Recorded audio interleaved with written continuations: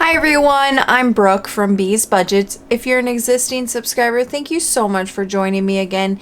If you're new here, hi, hello, my name is Brooke from Bees Budgets, and I'm just going to go over a quick little video. I had a couple questions about my personal bank that I've kept for myself, and so I just wanted to hop on here real quick and show you guys an explanation for how I do it. So in my sinking funds, I was having a lot of issues. I'm loyal to a fault. So my bank is still in my hometown where I grew up, which is about 45 minutes away from where I actually live. But you know, one of those ladies in there was my fourth grade teacher. They know me by name. They know my son's name. And so I don't know. I love going to that bank and for any of my stuff. However, when we bring in our bank teller slip that has all our little denominations on there, I feel so bad because I gotta go back there and do it. So I try not to have to go in there that often to exchange a bunch of cash, and then it starts to feel redundant. You're taking money out, you're playing your games, and then you have to take that money to the bank, and so anyway, this is an idea that I came up with myself.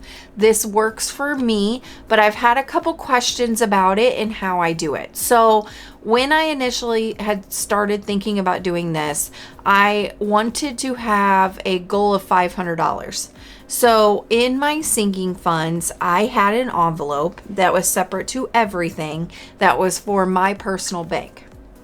So in my personal bank, here is what I did. So I have these pencil cases. This is like a really nice one that I got a long time ago from Walmart, but I have not ever been able to find this quality again. These come from the Dollar Tree, and if you can tell, don't get me wrong, they get the job done, but they are just not sturdy like this one. Like this one is really nice. So the denomination that I have to get into a lot is my ones. So I got a pencil case for each one of my denominations except for my 20s, and I allocated a certain amount that I keep these banks at. Okay, so my 20s, I try very hard to keep it set at $200. My ones is always set at $50. My fives are set at $100, and my tens are set at $150. Okay, so what that means is in each one of these, let's say I was to have a full reset, they would be in the denomination that the pencil case says for the amount that I allocate them for. Okay, so then what I do is, so here's my ones bank, and so I would have, when this is where it's supposed to be, there would be $51 bills in here. And so then if I'm playing any of my games and I need ones, then the money that I had pulled out, usually from the ATM that I pull, because my ATMs here lets me get out 20s and 5s, sometimes 10s, but very rarely. And so usually what I'll do is I'll pull out 20s and then some 5s, and then I buy any of the change that I need. And it kind of ebbs and flows when I stay at that 500 mark, and I don't have to go to the bank very often. Usually what I'm going to the bank for is to then put money into my savings accounts or any of my other allocated accounts for my sinking funds. Okay, so then when I'm playing my games and let's say I need ones, then I will come into this ones bank and I will grab what I need. So let's say it's a 5. I would then grab a $5 bill out of my money slot, you know, the money that you're playing with in your game, and I will place the bigger bill on the bottom, and then I will purchase the ones. Okay, so then if I run out of ones, like if I come into my ones bank and there is no ones, there should be $50 worth of bigger bills in my ones bank to allocate for those ones. So then I would if that happens, which that hasn't happened yet, but if that happens, I would then take that $50 of the bigger bills, I would take that to the bank and I would buy $100 or $50 in ones, and then it would go back into the bank. And so I do that for each one of these. So my 5s, So I have my 5s here, and then anything that I've bought 5s with goes on the bottom. And 10s, same with the 10s. Anything I've bought 10s with goes on the bottom. Now the 20s is obviously usually used to buy denominations out of here. And then what I do is when I am done filming, when I'm all finished with filming, I go through each one of those envelopes and I cash condense out of these banks anything that I need to cash condense. So that's what I mean by it kind of all ebbs and flows. So yes, I may have bought, like, to play all of my games, I may have bought like I got $20 worth of 5s, and so it may have a $20 bill in here, but then when I am all done, I may then able to then pull that 20 and put the 5s back in there. Does that make sense? So it kind of flows nicely. Now, don't get me wrong, every once in a while I have to go to the bank and purchase. It's usually in the 10s. So I was kind of debating on upping my 10s. I do have it sitting at 150.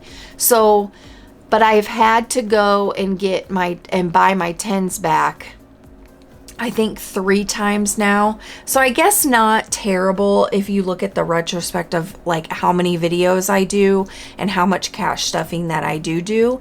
And so, but the 20s come in clutch for buying all of this stuff and for it to all flow. So I hope that's not super confusing. And it did take me a long time to save this up, because you have to remember, you're not going into this bank to use it to stuff challenges. This is literally, you are playing your own bank. That's literally what you are doing. And so this $500 that's sitting in all of this is not allocated to anything. It does not have a destination. It does not have anything other than the purpose of saving you from having to go to the bank all the time. So then when I am finished with my videos, I cash condense everything, and then all 3 of these pencil cases and this goes into my safe, because this is $500 in cash just sitting here. So I know that that method is not for everybody, but for the few that, you know, may not like to go to the bank all the time and is looking for an option or something, this has really helped me, and I have been doing it for quite a long time. So so every once in a while in my videos, I'll say, hey, I need to go get some 1s out of my bank, my personal bank. And so I had a couple questions about what I'm talking about when I say that and how I did it. So I just, like I said, I squirreled away money in a savings or in a sinking fund for this specifically. And it took me a little bit of time, I'm not going to lie, because it is $500 that I'm pulling out of a budget that has absolutely nowhere to go. Like, it has no destination. It is basically treated as like fun money, because really it's only being used for the purpose of cash condensing, of playing a quote unquote bank. So anyway, I hope that wasn't super confusing. I don't want to rattle or ramble on any longer. If you have any questions about the way that I do this or anything that I may not have covered, just leave me a comment, and I will do my best to try to explain it. But I hope that this helped you guys, and if it works for you, that's fantastic. And if you try it and it's not something that works for you, then that's okay too, right? So it's our money. We're figuring out how to serve ourselves better. So, but anyway, that is all I have for you guys. So if you like the video, give a like, leave me a comment if you have any questions about any of this, and I will see you guys on the next video. See ya.